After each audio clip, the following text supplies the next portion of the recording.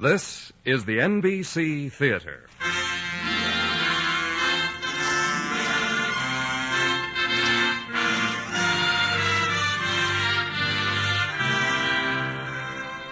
From the NBC Theater in Hollywood, Dark Laughter, an hour-length adaptation of the novel by Sherwood Anderson.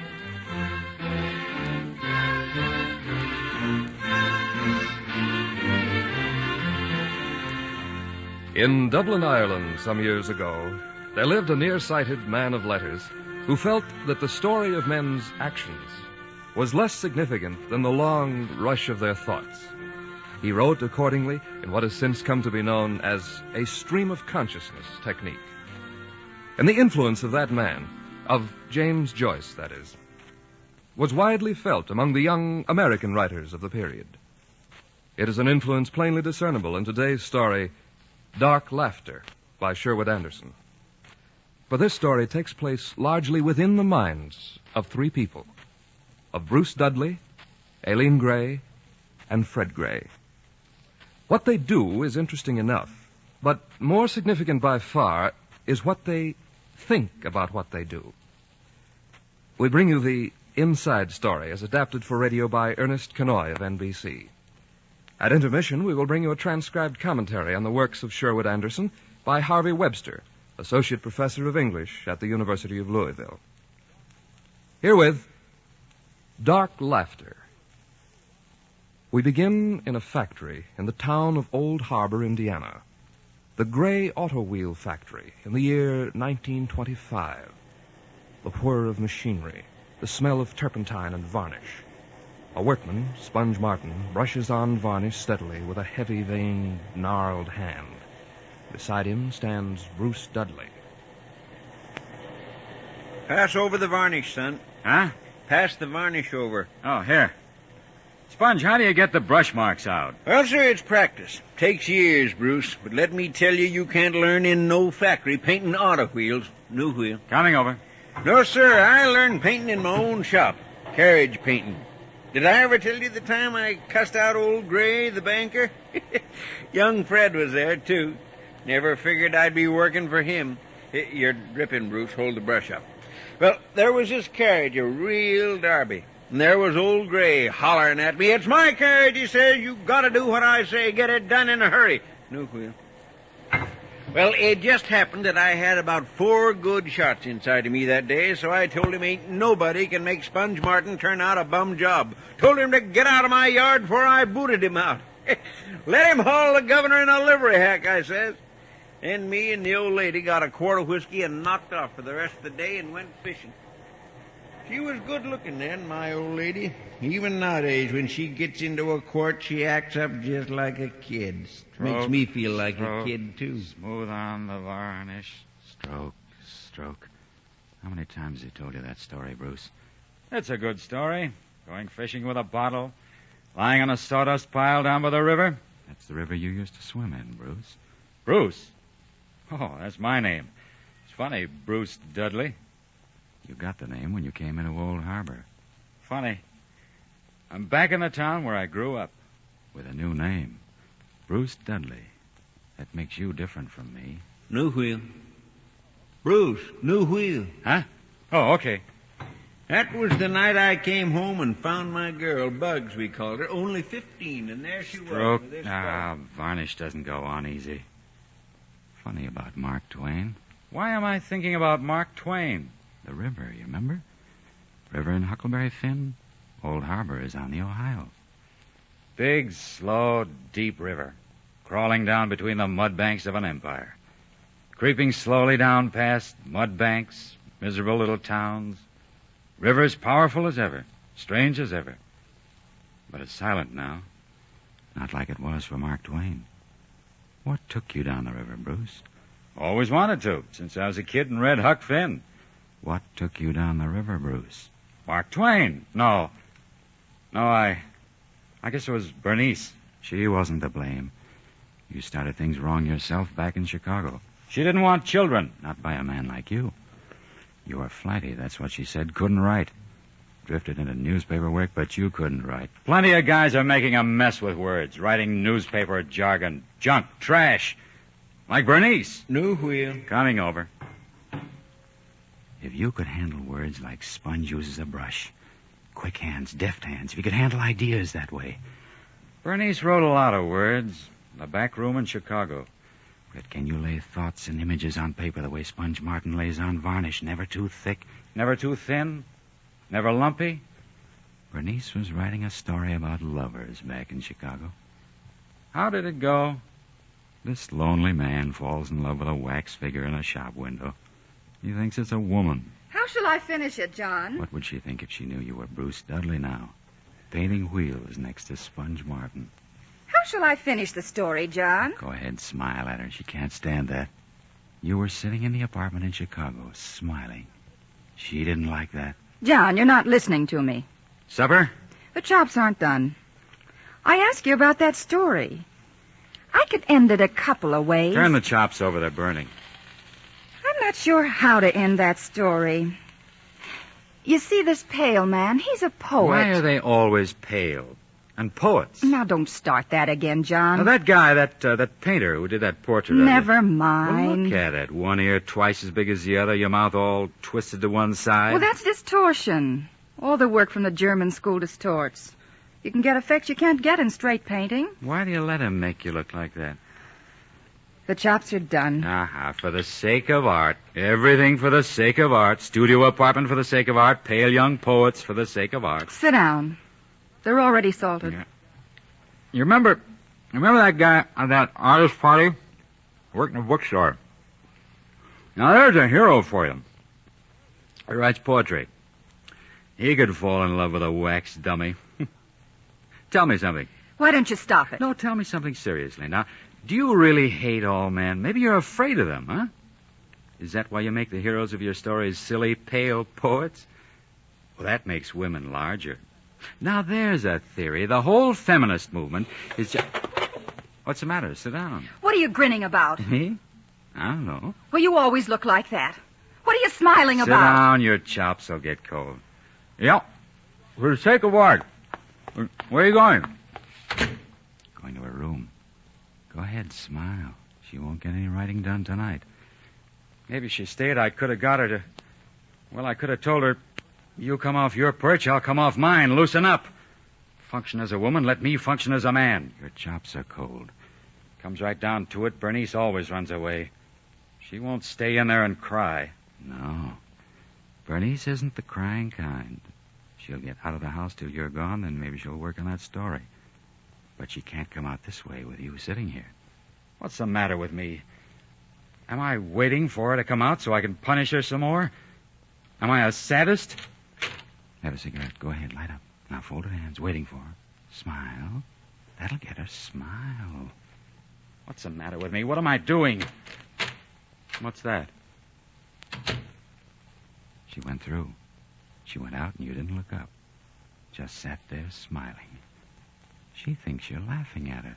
Laughing at her writings. Smiling at her.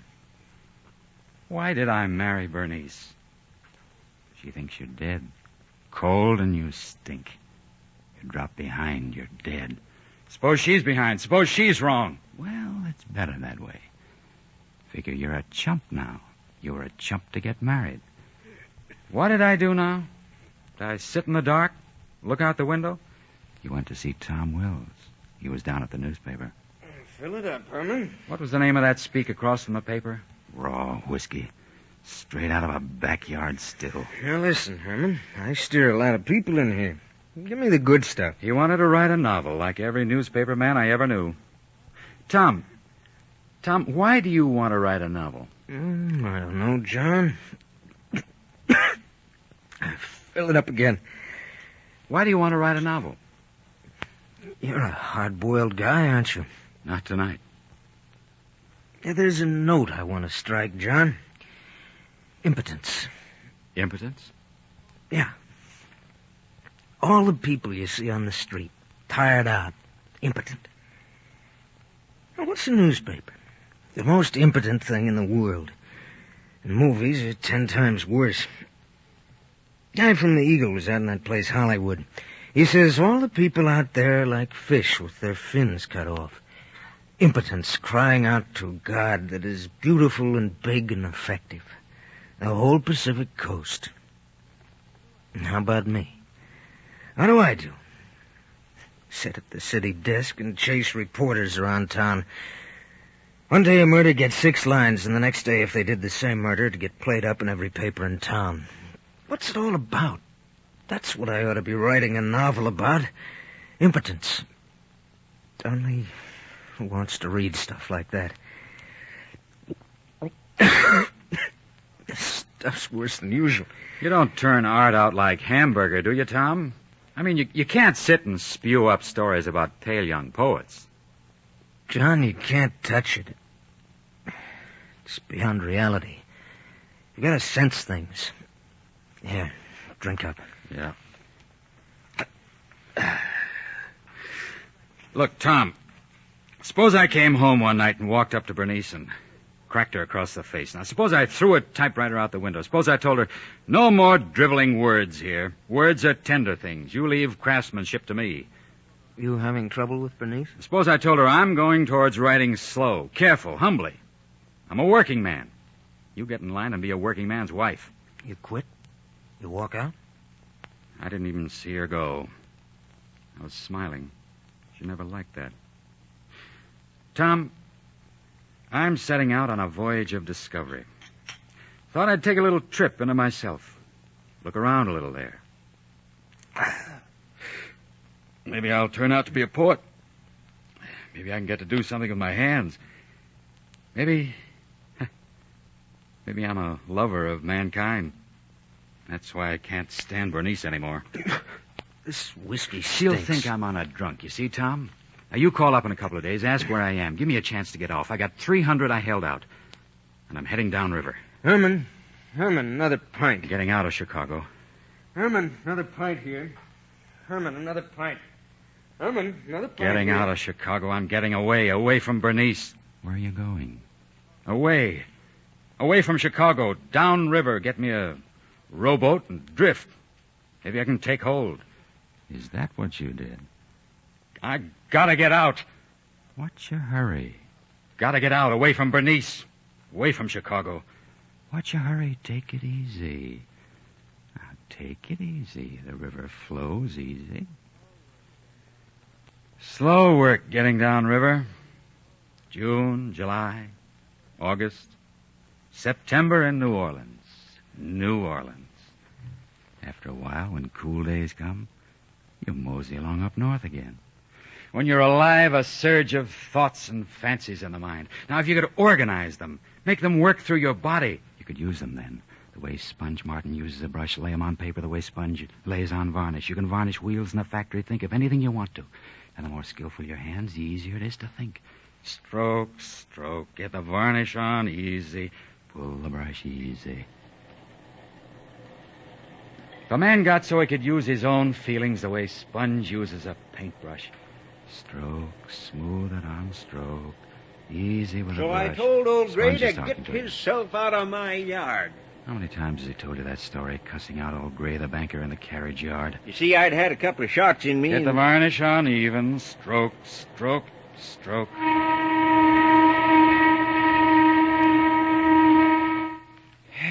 Well, there it is. Quitting time.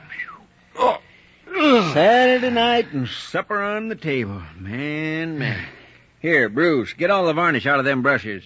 This right, Sponge? Clean 'em good. Messy men make me sick. I hate 'em. Come on, let's get going. Saturday night and supper on the table. Man. Brushes are okay, Sponge. Let's get out of here. I don't want no part of this factory till Monday morning. So long, old clock. Sponge Martin, number 64. And Bruce Dudley, 29. So long, Sponge. Hey, wait a minute. I'll walk you up the hill. Hey, get a load of that. In the car. Good looking. Yeah. Fred Gray's wife.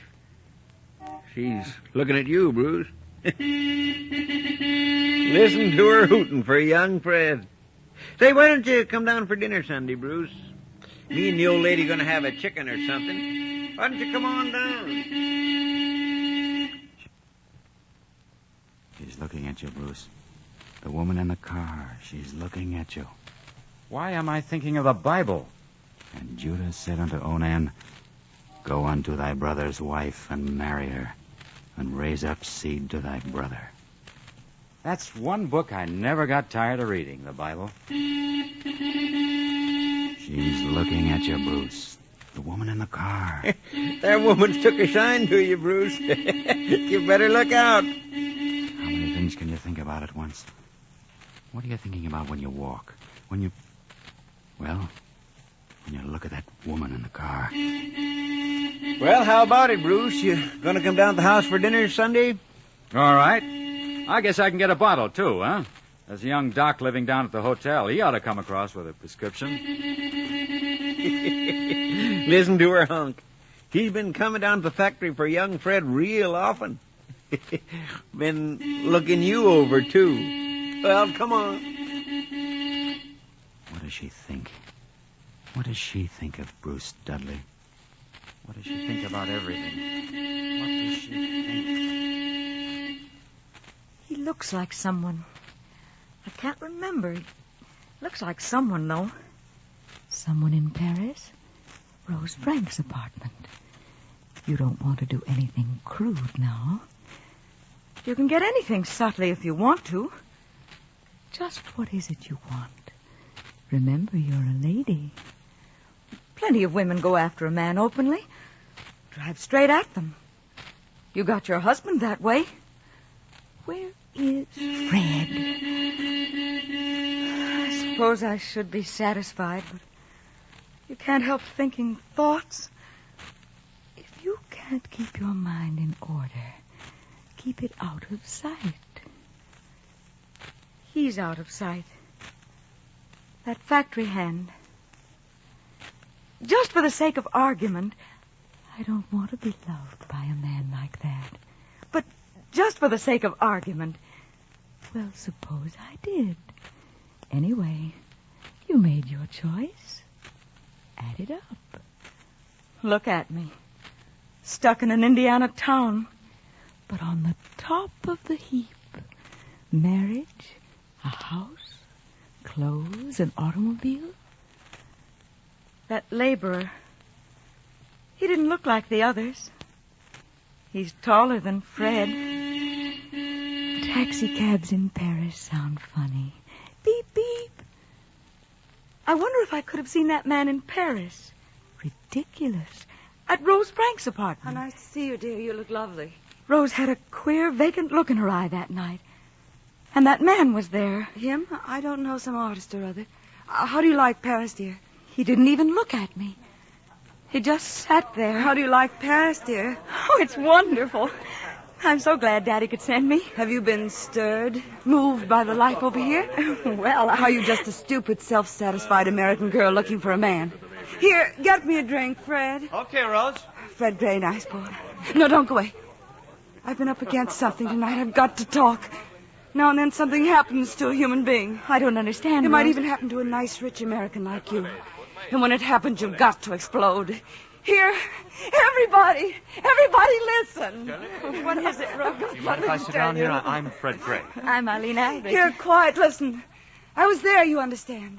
The cat's art ball. No kidding. I was there when the students kicked the roof off. Everybody goes the limit. Rose, maybe you better not. Some American took me. It taught me something. Everything was whirling there. Everybody drunk, men, women, everybody. The one I went with. Everybody else was drunk but him. I felt like mud. Something primitive in me. Take a woman like me. A newspaper woman sees things, but not like this. It started at 12 o'clock. They locked the doors. I had a chance I don't to want to leave, think but about I it anymore. didn't. I decided Rose was to sick. stay. She must have been The sick. kid took me for a ride in the She park. was laughing. Dark, dark laughter. But there must have been something in the air that night. But you ended up with Fred. Driving through the park with Fred. There was something that night. The night Rose Frank exploded. Aline, I've something to say to you. What is it, Fred? I've seen too many things here in France like that Rose blowout. I've been up front in the war, you know. Yes. You're a nice girl. I spotted you. I want you to marry me. Live with me in America. Oh, I don't know, Hey, look, Fred. Eileen. Look. Up there in the cathedral. You see those angels? White stone women walking on the sky. White stone women? There's an ideal, Eileen. That's what I want. Well, I'm all right at home. Nice people, you know. Oh, Eileen, I've got to have you. We've got to believe in things. Oh, let go of my hand, Fred. Fred, Huh? do you feel something special tonight? Something alive? You know, like Rose said. I don't know what you mean, Eileen. There, look. The sun just breaking. Look at it light up the angels on the cathedral. White stone women. White stone women. White walking. stone women. There was something that night. There was nothing that night. Nothing. What am I complaining about? I was in something and I escaped. But you'd like to be in something sometime. But you married Fred Gray instead. Fred. Where is Fred? Hey, stop honking, honey. Oh, Fred, I didn't see Yeah. you. You want me to drive? No, that's all right. I just soon. Come on, get in. Yeah. Oh. Hey, a big advertising man down today from Chicago. Wants me to sign a big contract. Oh? National magazines. Real big. Yes? Yeah, you see, the question is, does the average man who buys a car know where the wheels come from? It'll cost a lot of money, but the government lets you take that off the taxes. The newspapers and magazines have a lot of power. Paris is far away from the Midwest. They're going to the theater now in New York. Wine, lights, a swirl of people. You get caught up, carried along. No time to tangle up in your own thoughts. Too many thoughts. Woman's thoughts. But you want the best of the lot. If you can get him. There's that man on the sidewalk. The one from the factory that looked at me. He doesn't look humble. Slow down. I told him I'd He's think it over. passing You got to by. consider the whole thing carefully. Fred, Hmm? those two men, you know, over there. Oh, what about him? Well, they work at the factory, don't they? Yeah. That little one, he's Sponge Martin. A real card. I remember once when I was a kid, I heard him bawl out, "Father." Really? The other fellow's a fellow named Bruce Dudley. Why do you ask? Oh, I don't know. I just noticed them, I suppose. Yeah. You know, I was going to fire that Sponge a couple of times, but I figured you have to take That the man looked at me again. You imagine it. Suppose he thinks of you now, the way you are now. That man in Paris got away, and I got Fred. That wouldn't happen again. When such a thing happens between a man and a woman, no one else really gets into it at all. Bruce Dudley. What do you want him for? I don't, really. What do you want him for? I don't. That's ridiculous. Why am I thinking these stupid, silly thoughts? Forget it. Don't think about it. Forget it. Fred, What is it, Eileen? Henry quit today. I'll have to hire a new gardener. A new gardener? Mm-hmm. Oh, sure. I'll look around. No, I think I want to hire him myself, dear. I think I know just what I want this time. I don't want to make a mistake again. Sure, okay, honey. Anything you say. You pick out the gardener. Fine, fine. I know just the kind of man I want. This time.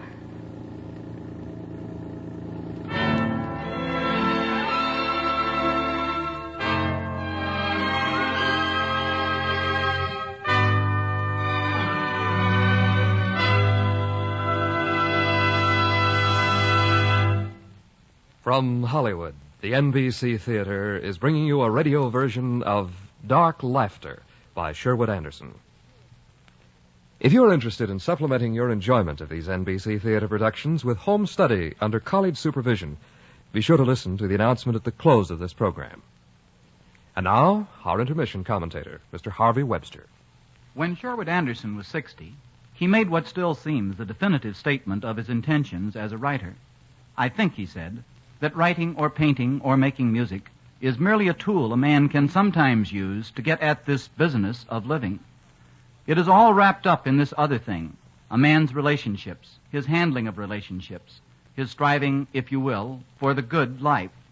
Relationships, I should say, with the world of nature, too. The development of the eyes, ears, nose, fingers. It is even, I think, concerned with the way you touch things with your fingers. His intentions, and the way he accomplished them at his best, seem very important in a time when good writing is frequently an example of conspicuous waste for conspicuously few consumers. Good writing, as Anderson knew, is a way of getting at this business of living, of helping readers to a conception of the good life.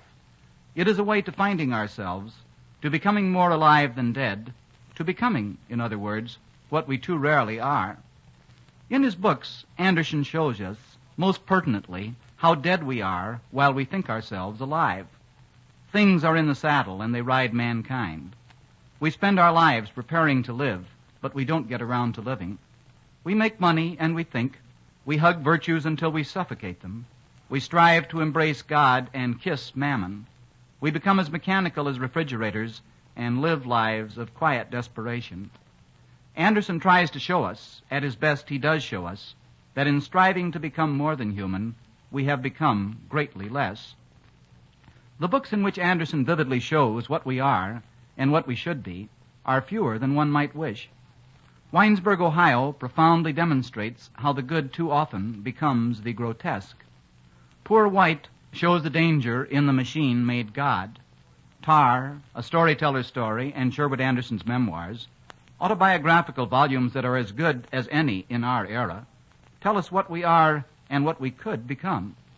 Many Marriages, and particularly Dark Laughter, Anderson's two successful novels, let us see how far we have strayed from primitive biological virtue, how we have descended to living without our five senses. Probably Dark Laughter is Anderson's best novel. Despite its apparent rambling, it gives us an artistically valid picture of women who strive not to be women, of men who rarely dare to become men. Lamentably, each of us is like Bruce Dudley, who knew that, in common with almost all American men, he had gotten out of touch with things.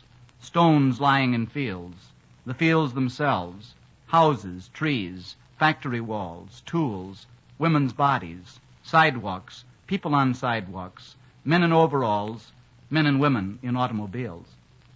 Following Bruce Dudley's perplexed and wavering search for the good life, where man will live rather than exist, should help us all to become what we usually are not. Thank you, Dr. Webster. Our radio version of Dark Laughter will continue from Hollywood after a brief pause for station identification.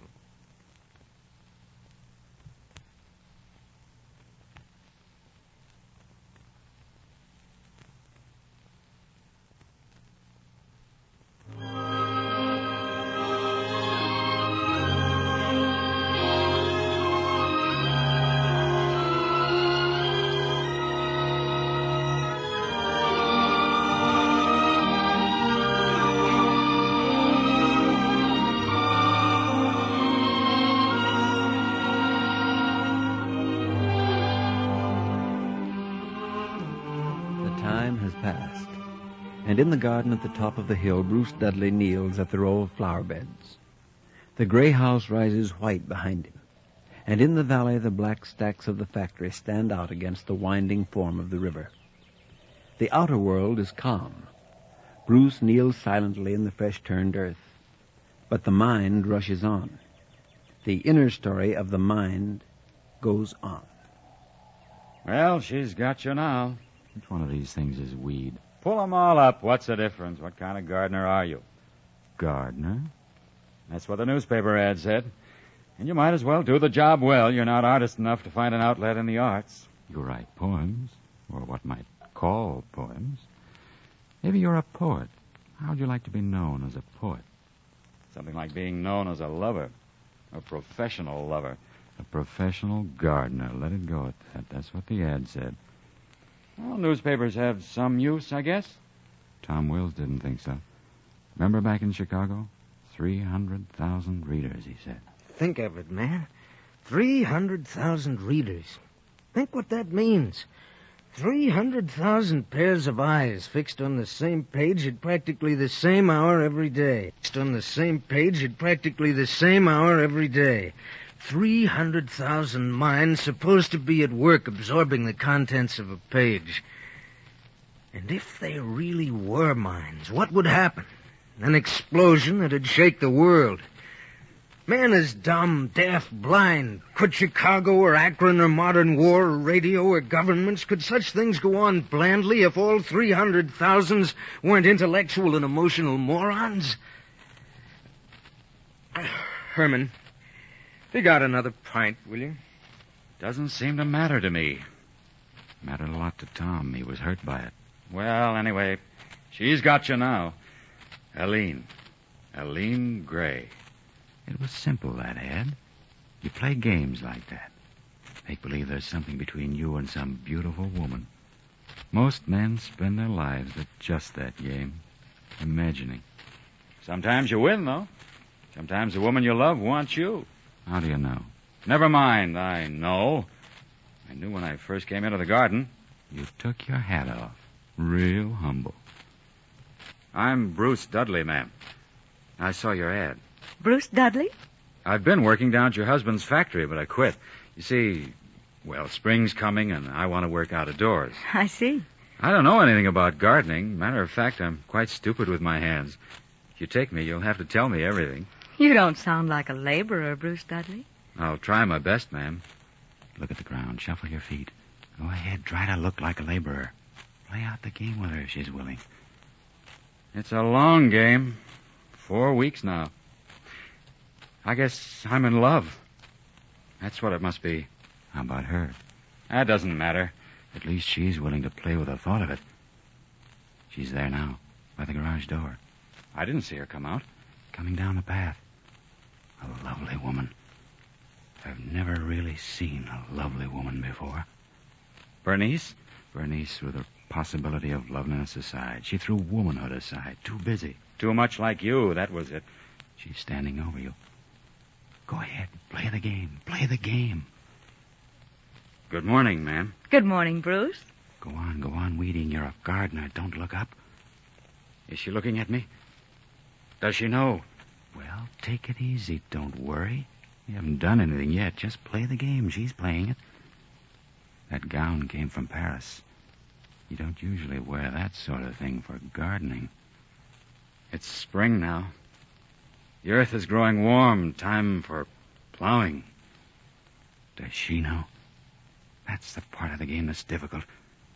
What is she thinking standing there? I've got him now. Does she know? I've got him near What is me. she thinking now? But he's afraid. Afraid to speak for himself. What is he thinking of? He's trying so hard to be a gardener and bungling it so badly. Go on. You can't just stand there. Speak to him. It's a nice morning, Bruce. Yes, ma'am. What thoughts are going on in his head? And Fred. If Fred knew how sometimes I laugh at both of them. It's all right for a woman to play, but she must not play too long. You're still young. Stretch. Go ahead. You can feel your body like a perfectly made gown. Stretch. It's only when you're young that you may be a woman, really. Hurry. Hurry. When you've crossed the line, you can't turn back. You're growing older, Eileen. No. Doubts will creep in. You'll be moral and stern. I don't want to think about that. Stop. Something else. Think about something else. Say something to him. That will stop your thinking. Shall I help you, Bruce? That's all right, ma'am. You pulling up weeds? I've learned that much of gardening. You'll get your gown muddy. Oh, I don't care. You have to get deep in the mud sometimes. Life comes out of the mud. Now I'm myself. I've got my chance. He doesn't dare look straight at you yet. He will. When the time comes, he will. He can drop back into nature for a moment at least. Fred had his moment back in Paris that night. But he wanted a nice, firm, safe wall built around him. A white stone woman. He called you that. And he wanted a nice, strong wall all around you. Men don't believe in love. Not men like Fred. Not any civilized man. That's what civilization is. The process of finding out what you cannot have. What you cannot have, you make fun of. Throw mud at it. But you want it. He's touching the plants. Look at his fingers. It's warm. Very warm. The earth is warm. One can grow very tired and bored waiting. Waiting in a garden on a hill in Indiana. You'd better talk to him. Say something. You can't just stand there in the path. He has a new shirt. Blue denim. It's like a uniform. A workman's uniform. That's the way the day started. Fred putting on his uniform to march in the parade in town. Say something to him. You can hear the band from here. Listen. Very pretty. He's very straight. Taller than Fred. Fred looked boyish in his uniform. If you're going to do things like marching, you shouldn't grow a little paunch. Your hands are trembling. He's looking at you now. He's challenging you. You didn't even know that would be that way. You're dizzy. You're afraid. Of him? Of yourself. Go on. Walk along. Go inside now. He's following. Don't think of anything now. Listen to the music. Fred's marching down there. Don't think of Fred. Here's the door. Close it. He's following me. Listen to the music now. Listen. Fred's marching down there. Fred's marching. He's here now. Listen to the music. Fred. Forget it. There's nothing to be done. He's closing the door.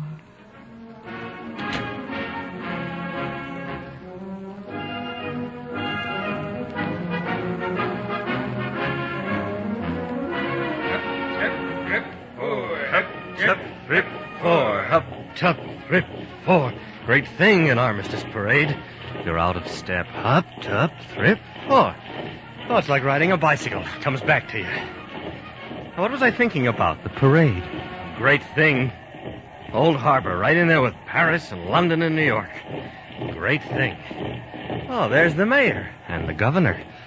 And here I am, the richest man in town. All right, might as well be honest. Richest man in town, walking in the ranks with the common soldiers. The common soldiers, that's a good thought. Remember that. Aline should have come downtown. Get back in step. Hip, up, 3, 4. I don't like that gardener, Dudley. Worked in my own factory. He wasn't around when I left this morning. Uniform's tight around the middle. It shrank. That's right, it shrank. That must be it. In a way, it was nonsense not getting a commission. Look, there's Charlie Traynor in his officer's uniform. Hardware clerk. But remember, it's a great democratic idea. The richest man in town, walking as a common private. They're out of step again. Up, 2, 3, 4. Up, 4. There's the governor. I think he saw you. Sure he did. That's what they said to me, Fred, if you ever want to run for Congress. Not like it was in the Army, Private Gray. They have to come to me if they want Armistice Day off. Now, take it easy, Fred, old sport. Remember, after all, you're just a servant. A man of affairs has a responsibility to property. Now, take Teddy Roosevelt. Careful. Teddy was in there during the war. We'd have had the Kaiser on the run, all right. Teddy had the right idea. Man of property has responsibility. Man's factory is his castle. Well, there's a good phrase. A man's factory. Man's factory. Oh, that should be a man's home. Let's see, what was I thinking about? Your home? No, something else. That Chicago advertising man. Yeah, reminded me of Joe Walker in college. Giving me those books got me all balled up. Going to Paris for that year. What did you get out of Paris? You got Aline. Would be nice to be able to talk to her. What do you mean? Every husband can talk to his wife. Well, let's not kid around. She's something, Aline. She looks European. Somebody stepped on your heel, one of those factory hands. Drunk, probably. I can't trust those hands. You take Sponge Martin, take Bruce Dudley. Think of something else. Now, Teddy Roosevelt, take Bruce Dudley. All right. I don't like him. Why didn't Aline come down to the parade today? I don't like him, that kind of man. Just don't like him. Afraid? I just don't like him. Oh, forget it. Think of something else. Go on. That advertising man. Boy, national magazines. That Bruce Dudley, he's taller than you. Teddy Roosevelt, now there was a man. Why didn't Aline come down to the parade? No, I said think of something else. No. Dudley, he's up there. No. Up, 3, 4. Dudley. Up, 3, 4. Up, 3, 4.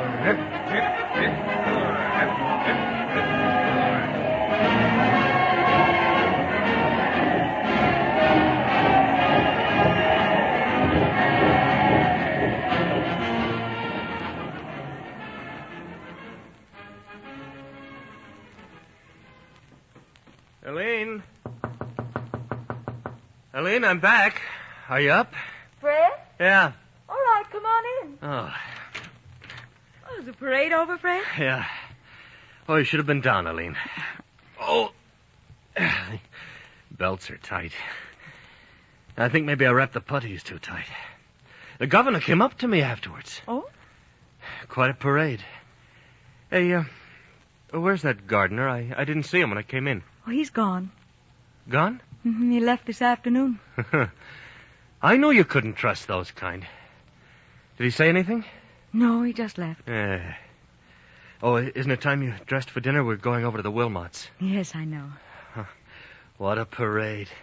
You should have been there, Aline. You got your hair different. I combed it down. Oh, it's beautiful.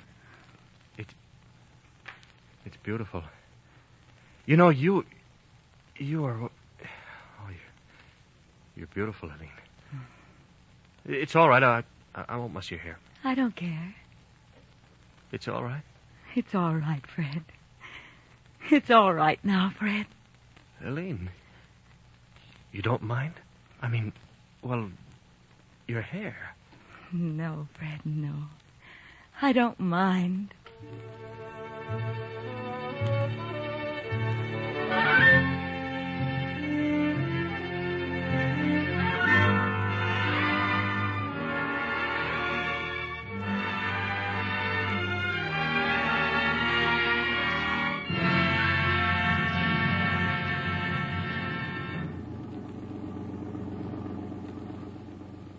Smooth running. Some car. It always pays to get the best. An advertised brand for Fred Gray every time. You bet. Runs like clockwork. Not a bit of trouble for 2 months. That long? Got it right after the Armistice Parade. 2 months. There's that billboard. Gray's wheels are go-getters. Smart idea, putting that billboard up in the old hometown. Well, it gets dark early. Star's out already. Remember that guy in the army back in France? After that battle, what did he say? Look at the stars. I'd like to reach up and get a handful. I'd like to eat 'em. They look so good. That's a funny thing to remember. You remember a lot of things from the army.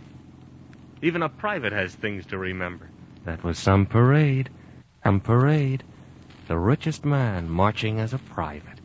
Everybody cheered. Too bad Aline didn't get to see that. Think about something else now. Wonder where that fellow went, that gardener. What was his name? Bruce Dudley. Can't remember his name. I wonder what we'll name the kid. Fred Jr., Fred Gray, Jr. What a change in the old house, huh? Fred Jr. There's been a change around the house, all right. In Aline. Fella can talk to his wife now. Don't have to worry what I'm going to say to her when I come home. About 2 months. That's funny. Same time I got the new car. Oh, funny. She did change that day. The parade day. You came home and she was just waking up from a nap. She was like that night in Paris. You could talk to her. Listen to that motor hum. Real happy. Happy sound, a good motor. Always runs smooth. Always run smooth now. Always. Add it up. Aileen, Fred Jr., advertising campaign starting. No trouble at the factory. No trouble with the men. How about the gardener? No trouble with the men. How about Dudley? How about the gardener? Well, what about him? He's gone. Why do you keep thinking of him? He walked off that day. Didn't even give notice. Fly-by-night. Completely irresponsible, that kind. No inkling of responsibility. He was up there all afternoon that day, and then he just lit out. If a man were to let himself go, he might think... Aline should have seen that parade. Some parade. If a man let himself go, he might think... Cut it out. If a man started thinking like that, where would he end? Forget it. Listen to that smooth motor. He might think... Oh, never mind. Here, you're home. Yeah, I guess you didn't hear me drive in. Must be around the back. What a night. She's probably out in the garden. Look at the stars. I'd like to reach up and get a handful. I'd like to eat 'em. They look so good. There she is, on the bench. Wait a minute. There's somebody else. Wait. I didn't think it mattered enough to you. You'll go? I haven't got any money. Oh, Bruce, I'd be a fool if I said I didn't need money. But what's to be done? I need you more. You will come away. I've packed 2 bags. Bruce, it's something definite at last. There was a chance and I took It's it. the gardener. I had a chance He's once back before again. and I let it go. Go back. Not again. Everything was all right. Go back. Live it over. It'll change. You knew from the beginning, didn't you? She's been waiting for something to happen to you. Well, it isn't what you do that counts. It's what you seem to do. I'm trying to be a civilized man. We men are what we are, that's all. Listen to them talking. They're waiting to tell you something terrible. The change that came over Aline that day, that parade day, it wasn't me. I have been a fool. I feel sick. I want to lie down.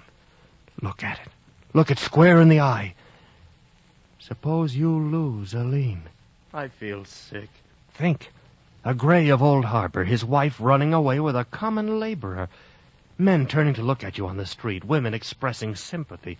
Something's changing in me now. You're afraid. No, I'm angry. That's it. You were doing your duty as a soldier and a citizen. That's right, and they were scheming. He'd go away, disappear, and then he comes creeping back. I'm angry.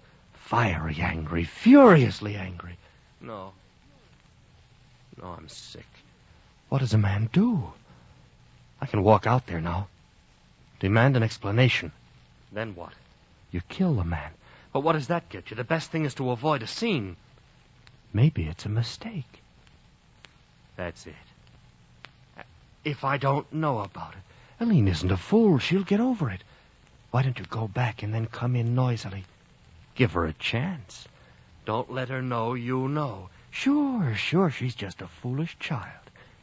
And if he makes trouble, there's that revolver in the desk. That's the way. Into the house. Quiet. Fred, wait a minute, Fred. We want to talk with you. I was going into the house. Listen, Fred, listen. When we were in France, I thought of marriage as just marriage. 2 people living together. I don't care. Stop talking, After Aline. I Stop found talking. Bruce, I thought... Understand this, Fred. I thought I could still go on living with you.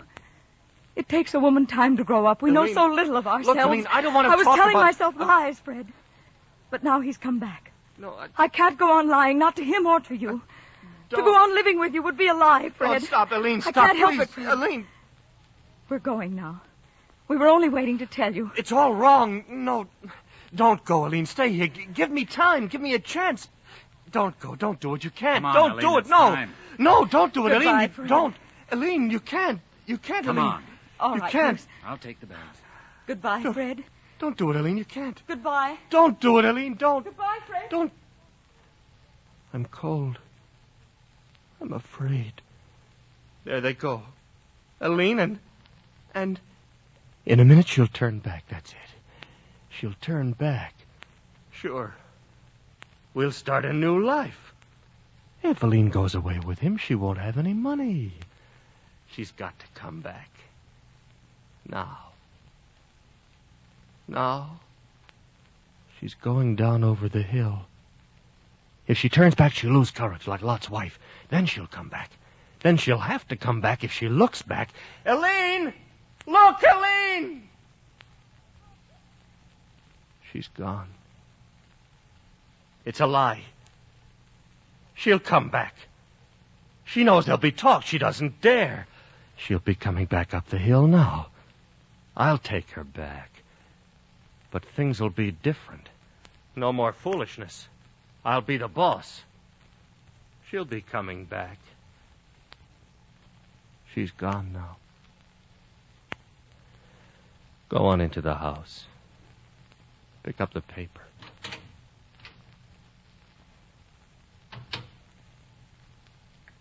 Giants won again.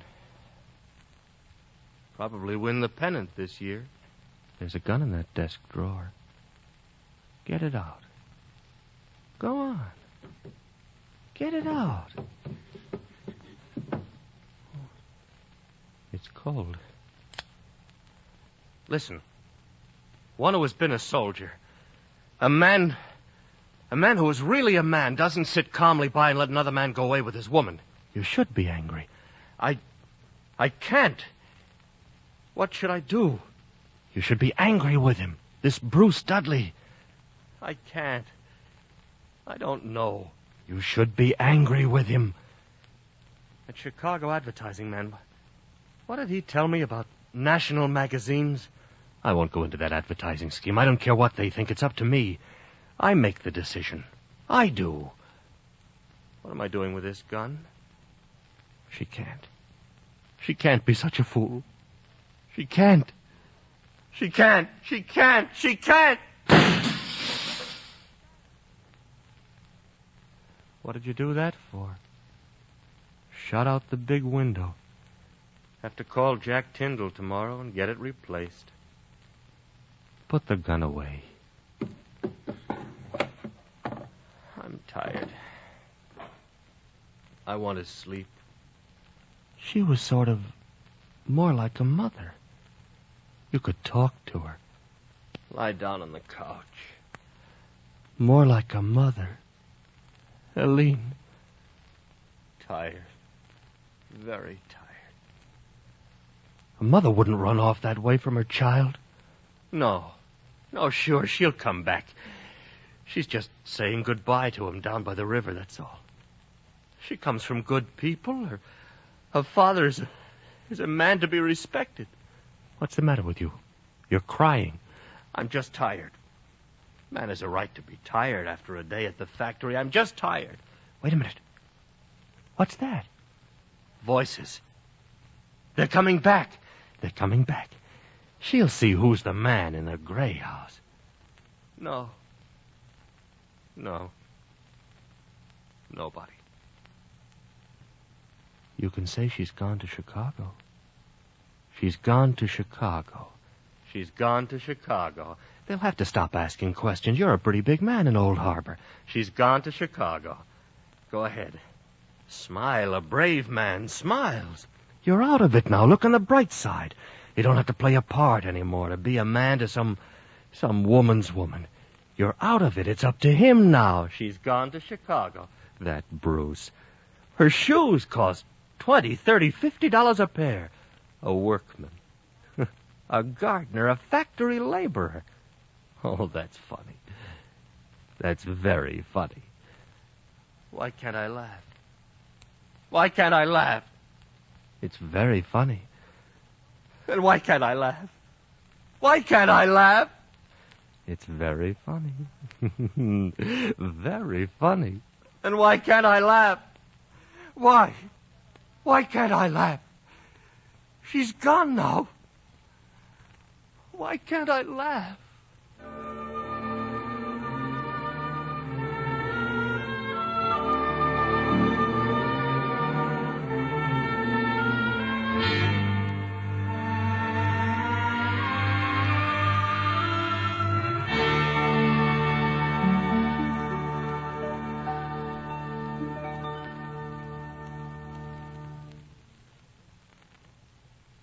You have been listening to Dark Laughter, an NBC theater production of the novel by Sherwood Anderson. If you wish to increase your knowledge and appreciation of literature, we suggest that you might enjoy the college-supervised courses now being offered in connection with the NBC Theater. For full information, write to NBC Theater, in care of one of the following universities or colleges: the University of Louisville, Louisville, Kentucky; the University of Tulsa, Tulsa, Oklahoma; Kansas State Teachers College, Pittsburgh, Kansas; Washington State College, Pullman, Washington; the University of Arizona, Tucson, Arizona; Texas College of Arts and Industries, Kingsville, Texas; Brooklyn College, Brooklyn, New York. Let me repeat that. For full information, write to one of these universities or colleges: the University of Louisville, Louisville, Kentucky; the University of Tulsa, Tulsa, Oklahoma; Kansas State Teachers College, Pittsburgh, Kansas; Washington State College, Pullman, Washington; the University of Arizona, Tucson, Arizona; Texas College of Arts and Industries, Kingsville, Texas; or Brooklyn College, Brooklyn, New York. You also have a chance to win a set of the famous Encyclopedia Britannica. Several of the universities and colleges offering these courses are giving the encyclopedia as prizes to the students doing the best work. So enroll in a supervised course, and you may be one of the fortunate ones to win the Encyclopedia Britannica. Next week, be with us again at the NBC Theater for a production of Dodsworth by Sinclair Lewis, and the following week for a very special adaptation of F. Scott Fitzgerald's story, Babylon Revisited.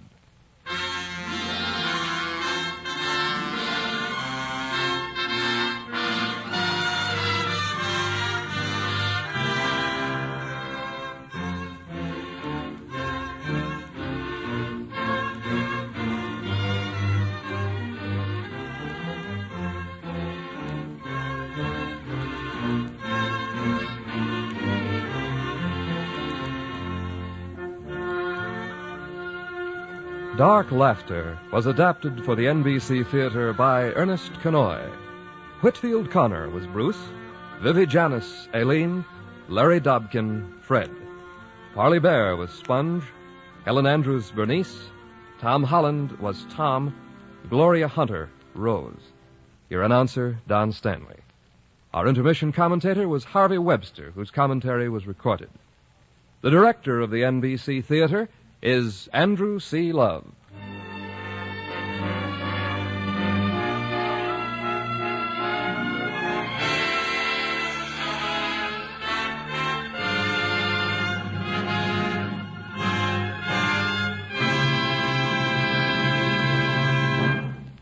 This program came to you from Hollywood. You'll want to listen this evening when the Theater Guild on the Air on NBC will bring you Robert Donat in John Galsworthy's Justice. Supporting Robert Donat in this hour-long presentation will be Hume Cronin and Jessica Tandy. Listen today to Theater Guild on the Air on NBC. Your tune for the stars on NBC.